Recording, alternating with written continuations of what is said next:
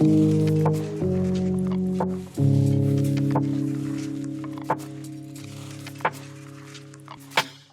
prestación universal por crianza busca atajar el que, a mi entender, es el principal problema social que tiene España, y es que España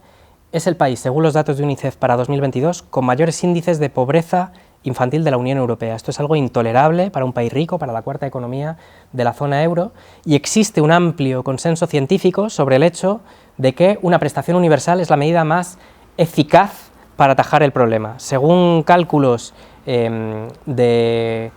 Olga Cantó, catedrática en la Universidad de Alcalá de Henares, que es una experta reconocida en esta materia, una prestación de 200 euros hasta los 18 años por cada hijo o hija a cargo podría reducir la pobreza infantil en un 50%, a la mitad, y del 50% restante podría reducir la intensidad de esa pobreza en un 40%. Es decir, sería una medida que conseguiría reducir a la mitad los niveles de pobreza infantil en España.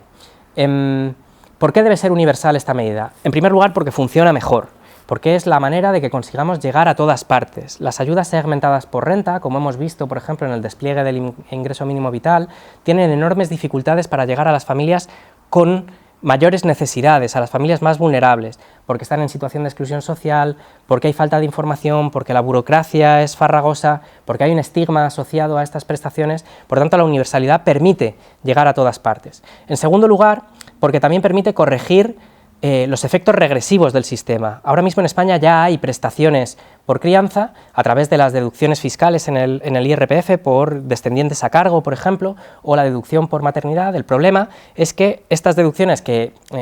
equivalen a 5.000 millones de euros, llegan a las rentas medias y a las rentas altas por igual, pero a quienes no llegan es a las familias más vulnerables, que no presentan declaración de la renta porque no ingresan 15.000 euros o porque no tienen trabajo.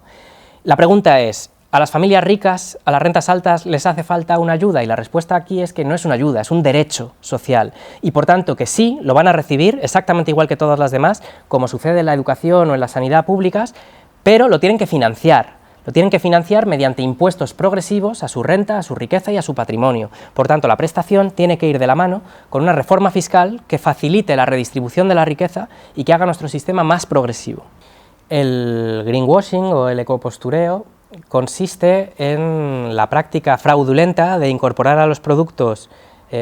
etiquetas o categorizaciones como bio, eco, sostenible, que no estén amparados en evidencia científica. Mucha gente ya tiene la sensación de que cualquier producto ya es verde o es sostenible, ¿no? Y que en ocasiones esto se hace sencillamente para construir una imagen de marca que resulte atractiva. ¿Cuál es el problema? Que ahora mismo recae sobre las personas consumidoras la responsabilidad de informarse, de contrastar si lo que se refleja, por ejemplo, en un envase es correcto o no lo es. Lo que vamos a buscar con la Ley de Consumo Sostenible es definir concretamente cuáles son las normas que las empresas deben seguir para poder publicitar sus productos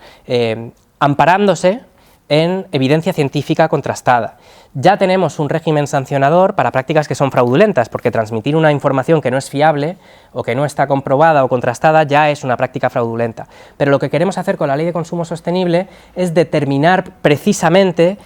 qué es una práctica de ecopostureo, de greenwashing, de tal manera que, por un lado, las personas consumidoras tengan certeza y fiabilidad de que lo que están comprando se corresponde a lo que dicen las empresas ofertantes, y por otro lado, para que las propias empresas puedan orientar su producción, la distribución, el comercio y la publicidad conforme a estas normas, ¿no? Esa ley también va a incorporar otros elementos interesantes, como el índice de reparabilidad, es decir, que las personas consumidoras, cuando compren un artículo, puedan saber si están disponibles los repuestos para poder repararlo en el caso de que no funcione, cuál es la vida útil estimada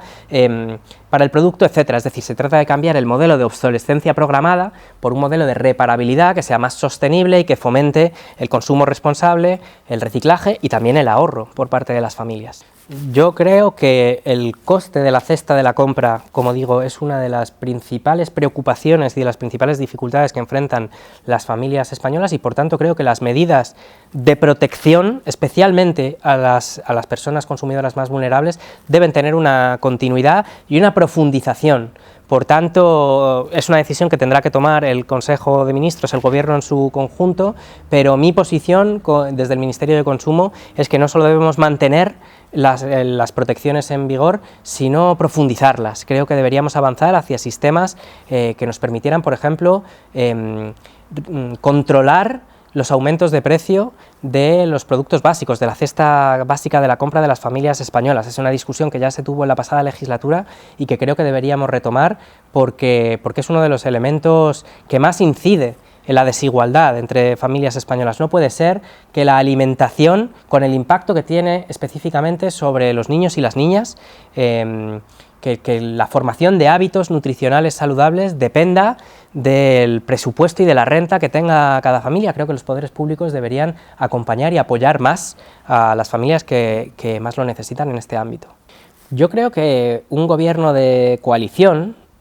que no deja de ser todavía una cierta anomalía en la historia política reciente en España, porque es apenas la segunda legislatura en la que tenemos un gobierno de coalición, requiere el desarrollo de una cultura política propia, que implica dificultades y que implica conflictos, pero que creo que se debe apoyar en dos elementos. El primero son los acuerdos suscritos y en este caso tenemos un acuerdo de coalición que debe marcarnos el rumbo y la hoja de ruta a seguir, y ninguna de las dos cuestiones que se han votado esta semana estaban reflejadas en ese acuerdo. En segundo lugar, para todo aquello que no aparezca determinado en ese acuerdo, que es lógico porque en política siempre suceden imprevistos y se toman decisiones más allá de lo que se pudo adelantar o predecir al inicio de la legislatura, pues hay que trabajar sobre la base del consenso, creo que dentro del gobierno y también fuera, porque las mayorías parlamentarias que tenemos en esta legislatura son tales que hay que vertebrar, hay que tejer esas mayorías parlamentarias para que las normas puedan salir adelante. Entonces yo creo que con total normalidad hay que asumir que el desarrollo normativo y el desarrollo legislativo en este momento en España dependen del consenso y de la construcción de ese consenso, tanto dentro como fuera del gobierno. Y por tanto creo que hay que desdramatizar los posibles conflictos o divergencias que surjan y trabajar para profundizar esa cultura, que creo que es muy sano democráticamente también, esa cultura parlamentaria que tiene que asegurar las mayorías parlamentarias para que salgan adelante las normas. Entonces yo lo asumo con normalidad, y en la parte que me toca, en los proyectos legislativos que tengo que desarrollar, a mí me gustaría que hubieran salido ya, pero hay que construir las mayorías parlamentarias suficientes para que puedan salir adelante. Así que yo creo que más allá de los conflictos puntuales o las circunstancias que se den, creo que hay que asumirlo con normalidad y avanzar en el desarrollo de esa cultura de la coalición y de esa cultura también parlamentaria en este ciclo político en España.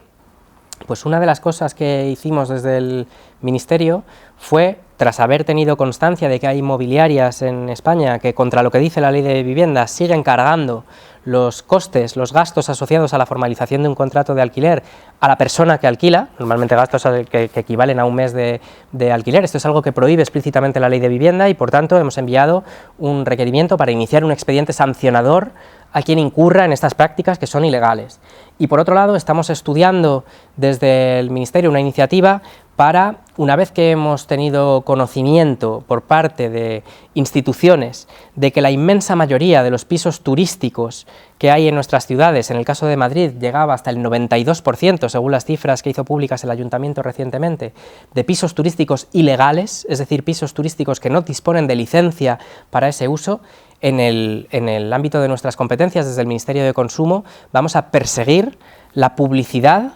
online de estos pisos turísticos ilegales y específicamente su publicidad a través de plataformas de intermediarios. Si un piso no dispone de la licencia para su uso turístico, no puede ser publicitado como tal y no se puede intermediar en transacciones comerciales con ese fin. Así que desde el Ministerio de Consumo vamos a perseguir la publicidad de pisos turísticos ilegales.